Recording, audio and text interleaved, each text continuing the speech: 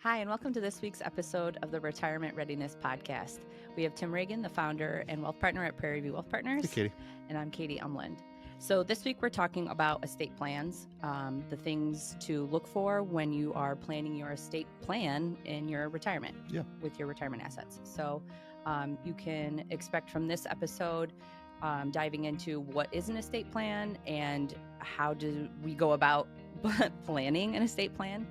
Maybe the key word of this episode is plan, I guess. Yeah. How many times can I say it? Just rolls off the tongue, I guess, Just Katie. rolls right off. What you can expect in like what that process looks like, and what to consider while you're making that plan with an advisor. Yeah, and maybe some of that even is how does it look different in retirement versus when I'm leading up to retirement, right? So there's a couple different, it might look a little different depending on what age you are and where you're at. Yeah.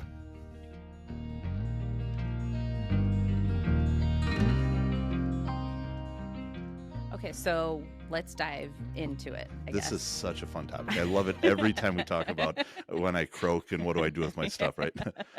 Which really, though, I mean, sometimes that can be a nice topic because it starts to think about what is the punctuation mark on my life, right? And how do I use my money to make that statement, I guess. And when I think about that, it's kind of like it goes back to our conversations in the past, kind of that whole 2 comma life where I have the ability to live in freedom. I have the ability to live in abundance.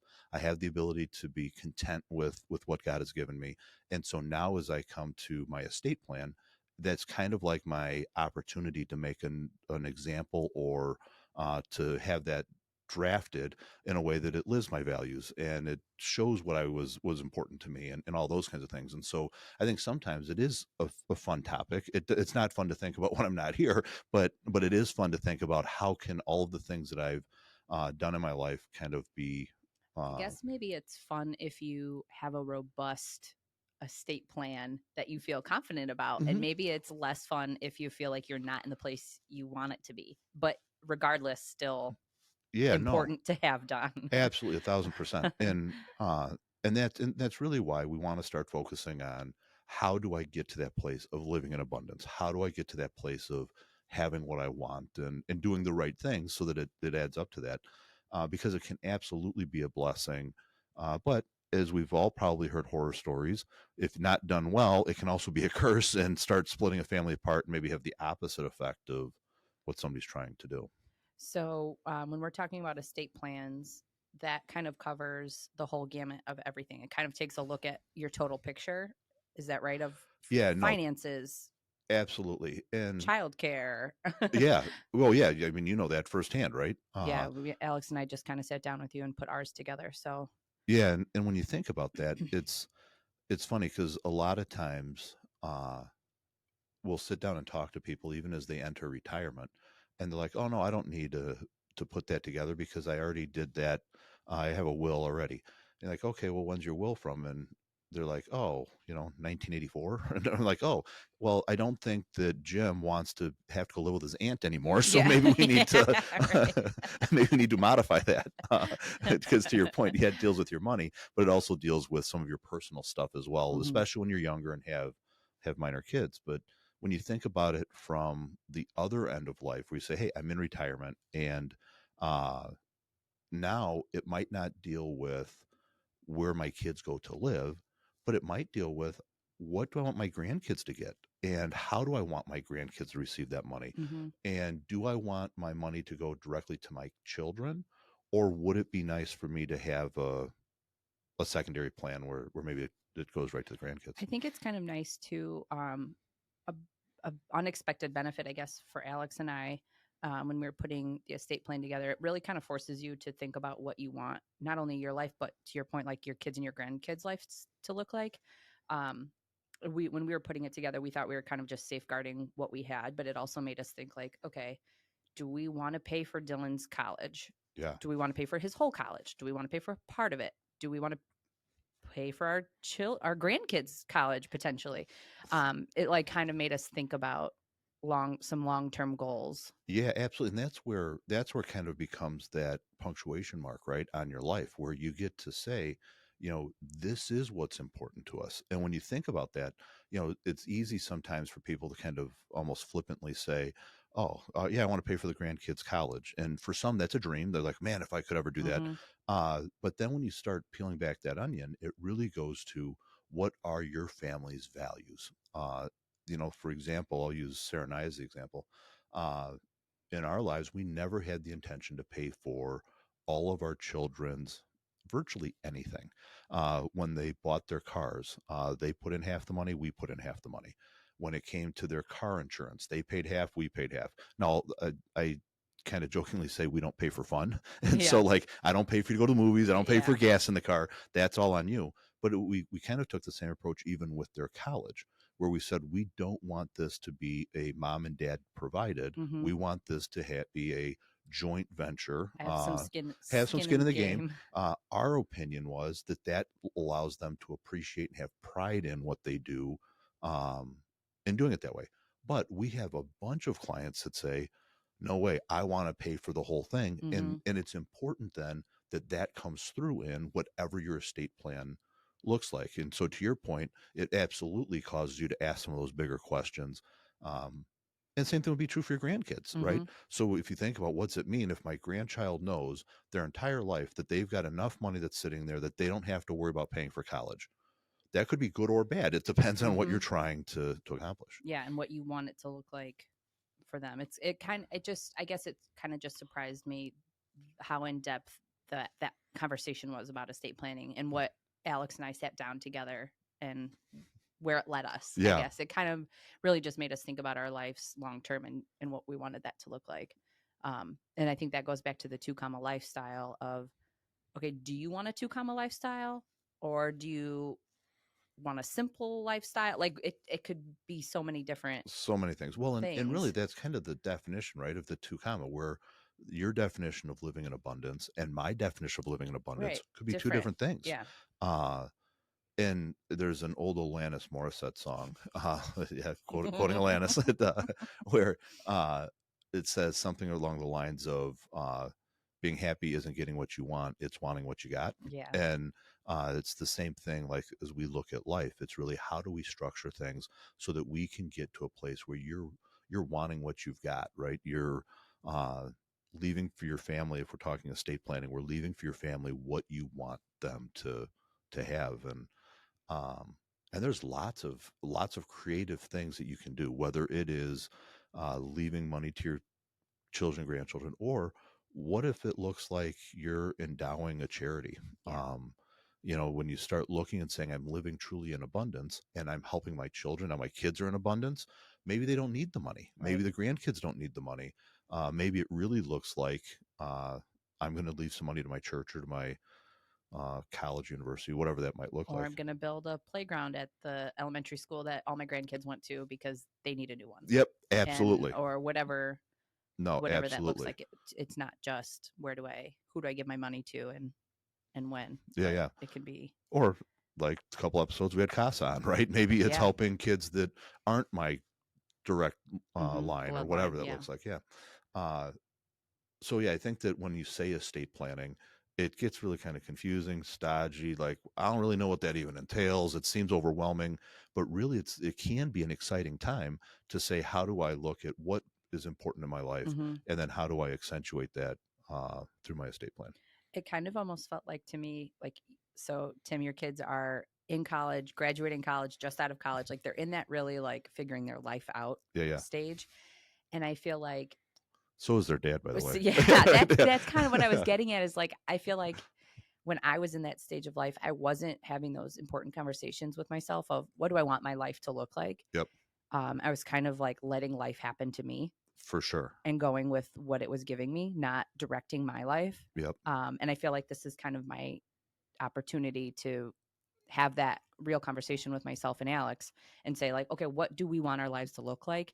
And how do we make that happen? Absolutely. No, absolutely. And I think that some of that, as you go through life, and you're going to have that conversation several times. Right. It's life, going to look different every time. And yeah, no, absolutely. But to your point, even when you're younger, it's important to have that conversation, because the decisions you make when you're in your 20s are going to have a profound effect on the rest of your financial life. And so when we talk to people, even whether they're the ones that are in their 20s or people that are helping those kids, if I can call people in their 20s kids, they are to me.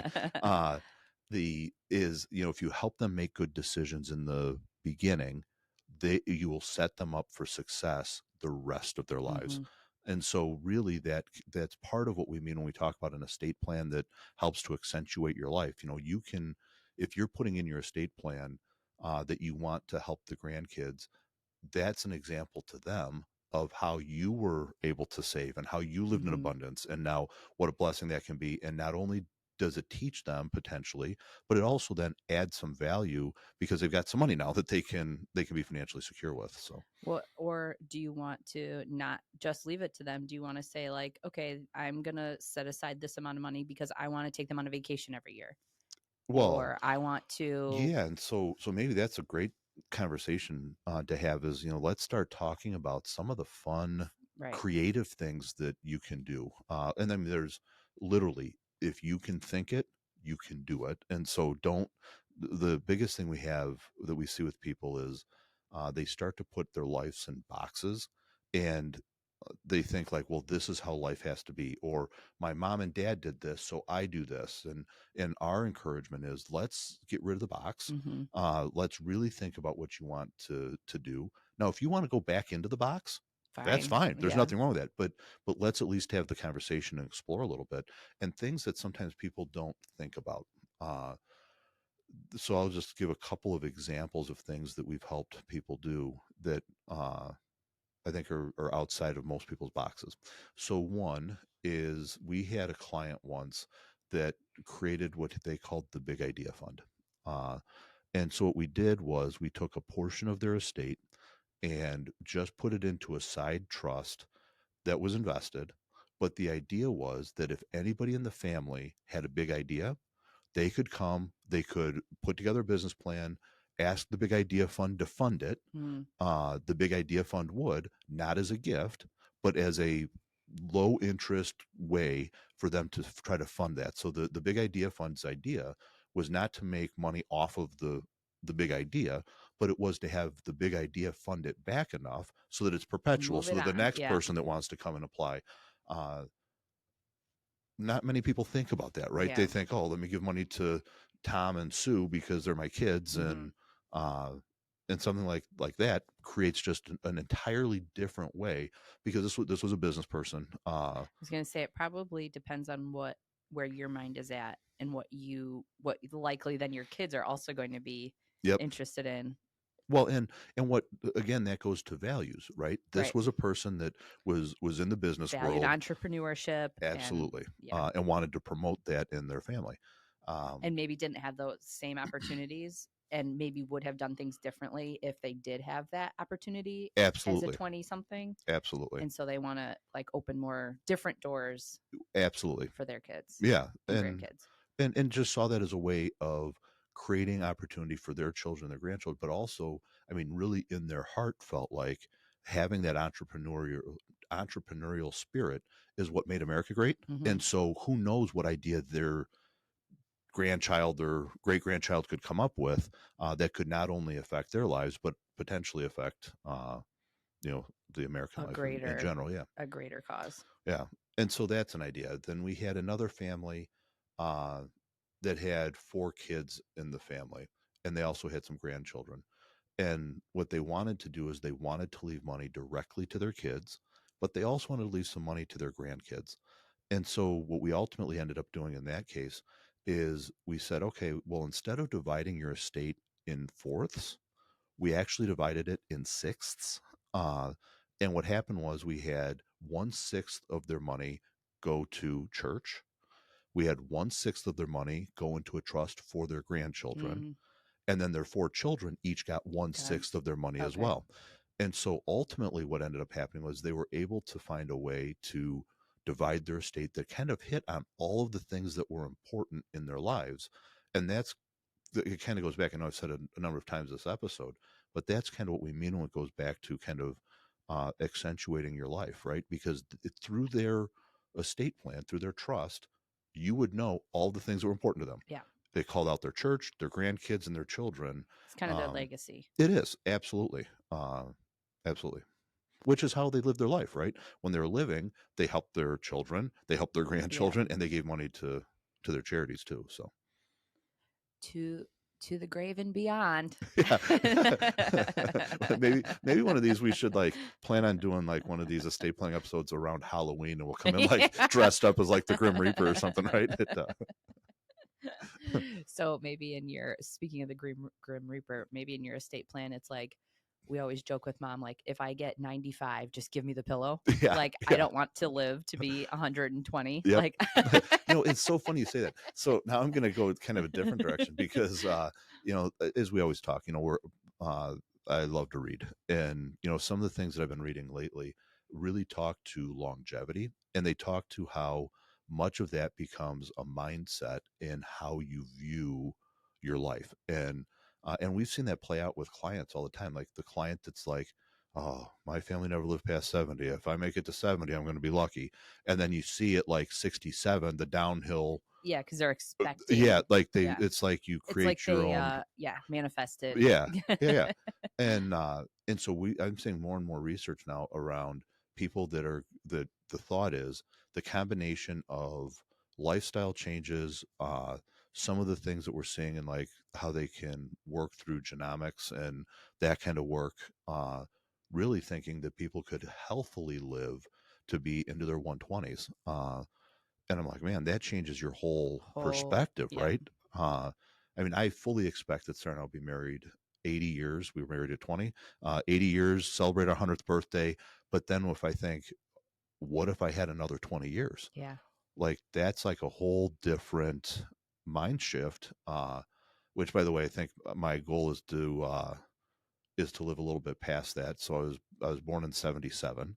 Okay. And so I'd like to live to be 123 so that then I could get to see 3 centuries. I could see the 1900s, the first part of the 2000, then 2100. So that's way too much math for me. I was like 2077. Is that what you want to live to? Nope. Live to be 123, and that way I could see all 3 of those generations. So which I should know. You're similar to Lily and Maddie and stuff. You hear numbers here, wah wah wah. Charlie Brown. Yeah. And so when you think about the estate planning stuff, I guess I should kind of land that plane a little bit.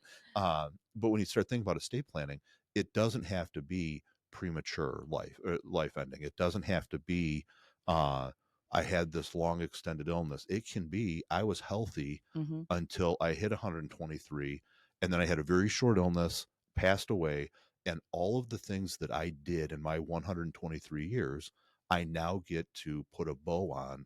It's represented in this estate plan. It is.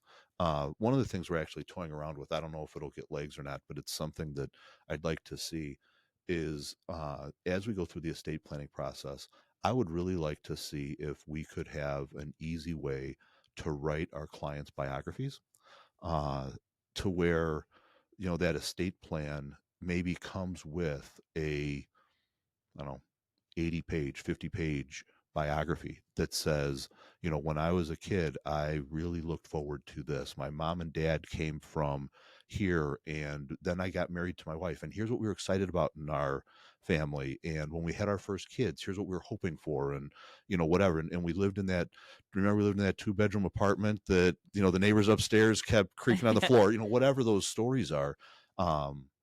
Because I think about, how cool it would be for me, if I sat down and think about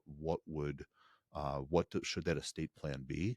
It should be a way that sometime after my funeral, all that kind of stuff, my grandkids, if they could pick up that 50 or 80-page book and be able to say, oh, wow, Grandpa, I never knew Grandpa did this, or this was his dream, or what he was really hoping for.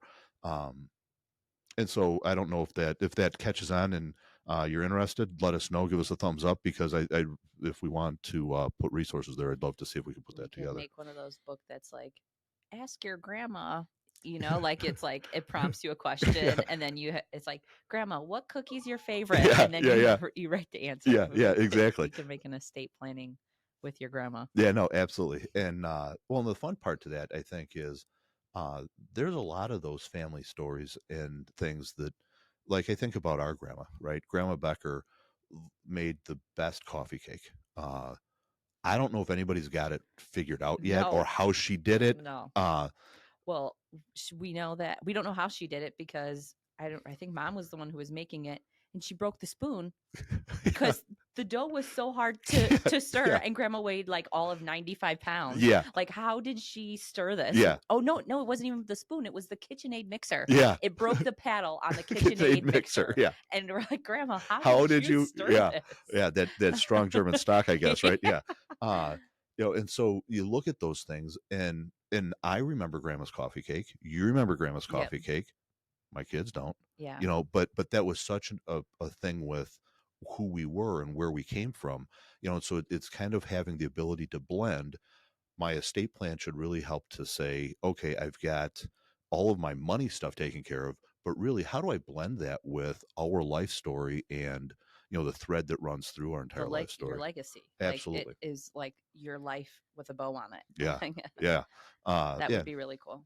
And so it's funny, when you start thinking about those things, it's easy then to start tying back to why do I have the feelings or the opinions that I do, and the outlook that I do, and you start seeing what some of those, I don't know, mile markers were in your life and some of those things, and it just helps to say, oh yeah, so that's where that came from.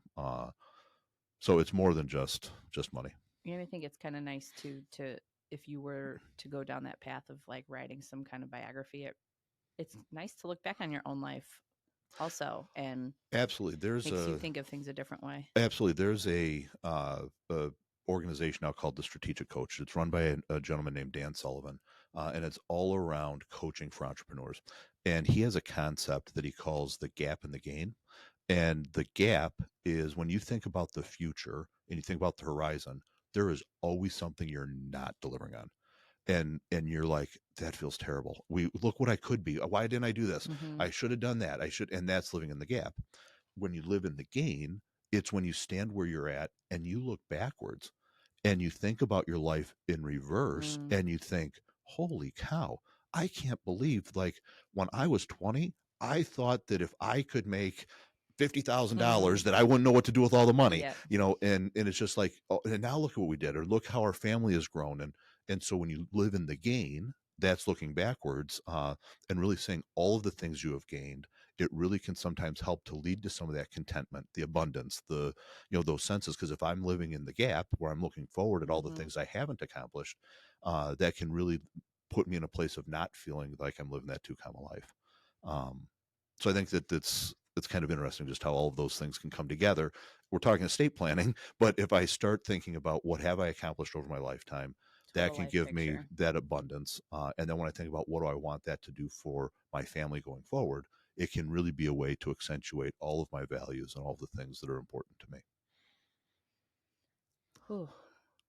So it wasn't depressing, but that was a lot. Kind of heavy, a little bit. Yeah. It's like a lot to think about when you're thinking about estate planning. It is like kind of total life picture. Yeah. It can feel like exciting and daunting and kind of all the things. Well, and it doesn't have to be daunting. It can feel daunting, but it doesn't have to be, because we can help walk through that process, right? The whole purpose of a financial advisor has really zero to do with the numbers. I mean, it does, but really that's maybe like 5% or 10% of the job. The 90% of what we do is helping to methodically walk people through some of those conversations to help their thought process kind of engage, so that it's their plan. It's not, put this much money into this stock, or, yeah, that's important. But really the bigger thing is, let us help you. Let's walk through it. Let's help you tell your story, and really put together the story that is your life. And so it doesn't have to be daunting. It can be fun and exciting and uplifting. And so if you're interested, we're floating the idea. If you're interested, if you think it'd be really cool if there was a place that could help you write your biography, like this, put it in our comments. Let us know that you'd like that. That's really what Tim wants to do with his life, is write some books. It is. That is part of it. I want to read some books and write some books. Reading and writing. Yeah. I don't know that I'm a very good writer, but we'll see. And what I really think is that it's a fun way for us to really start thinking about how could this look and what does the future hold? Because I think that there's so many ways that we can improve upon the financial planning experience and what people experience and what that means. What it means. Yeah, absolutely. Yeah. Okay. Do we have a mailbag this week, or are we skipping and plugging to write us questions? I think we're going to plug and say, write us some questions, send us the mailbag. And for those, if you're not familiar, what the mailbag is it's your opportunity to send us a question and we will answer, or at least try to, any question that you send in. So I was thinking of incorporating Stump the Chump with the mailbag and not telling you what the question is ahead of time. That would be fun. And I'll just throw a question at you for mailbag question. That'll work. So maybe next time. Yeah.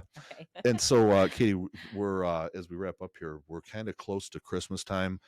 You've got one that it's their first Christmas, one that it's their second Christmas. What's life like in the Umland house? Very exciting. It is fun to be on this side of Christmas as parents. Yeah. So it's very exciting. And is Dylan leaving ornaments on the tree? Is he not? He is trying really hard to leave them on the tree. When I can tell when I'm not giving him enough attention, in his opinion, because he'll start bringing me Christmas decorations that he knows he's not supposed to be touching. Getting into. Yeah. So he'll bring me a reindeer, and he does this. He'll just come up to me and say, "Hi," and he's holding a reindeer. So sometimes he tries. Yep. Yeah, but what is Christmas like has changed for you so much lately? Way different. Just because, I mean, for us, all the kids being the ages that they are, I would have thought that it would have alleviated some of the pressure.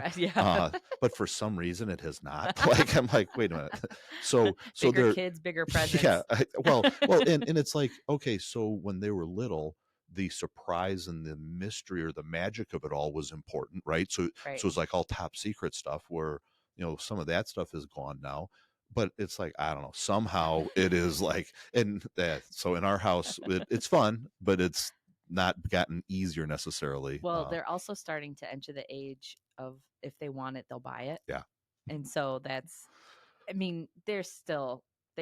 are college kids, so they not entirely there, but I feel like that's also in the world of Amazon, like that's also kind of 1,000%. And like, I don't know, I think too it's kind of a commentary on our life as Americans too.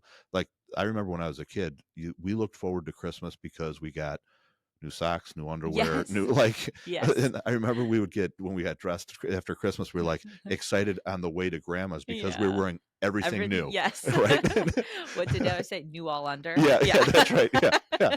And it's like, now the thought of like holding out to get my new underwear till Christmas doesn't seem like maybe quite the same. I know. Alex and I just had that conversation. We were like, do we feel like it's cheating him if we buy things that he needs? Like, shouldn't we just be buying him this anyway? Yeah. Well, yeah. And you kind of think that, but then it's like, think about if that all went away, right? Like, I remember looking forward to before you went to school, because you got your new school shoes and your new school outfits and all that kind of stuff. Well, now I feel like we almost gyp our kids when I can get shoes anytime, all the time. Like, it kind of takes away from that. Or we're even talking at our house, when we used to go on vacation as kids, remember, we'd go on a road trip and mom would be accumulating vacation snacks and vacation pop, like, as we let up to it. Don't even look at it. Don't even touch it. That's vacation. Yeah. And so you look forward to it, and then you get in the car as you're getting ready to go and you're all excited about you get to now tap in. And I feel like some of that anticipation, some of the looking forward to, by us not doing that, and it kind of takes away some of that experience. So it's everything with that. With all of us, not just the next generation, we're all used to instant lifestyle now. You want it get it on Amazon, get it tonight, possibly. Yeah. No, 100%. So it's that instant gratification that we're so used to. Yeah. Different. So Christmas for us has been a little bit different than I expected, but it's good. All good things. Good. Yep. Well, thank you so much for joining us on this week's episode of the Retirement Readiness Podcast. We hope you found some of it valuable. Please like and subscribe to our Facebook page and our YouTube channel. Write in with any questions you have for the mailbag, or if you are interested in kind of that biography essay book for your estate plan. We will talk to you soon. Have a Merry Christmas. You'll probably see this after Christmas. Yeah, probably. But we hope you have a Merry Christmas and a Happy New Year. And that you're New Ullander. New Ullander. Bye. Bye. Be well.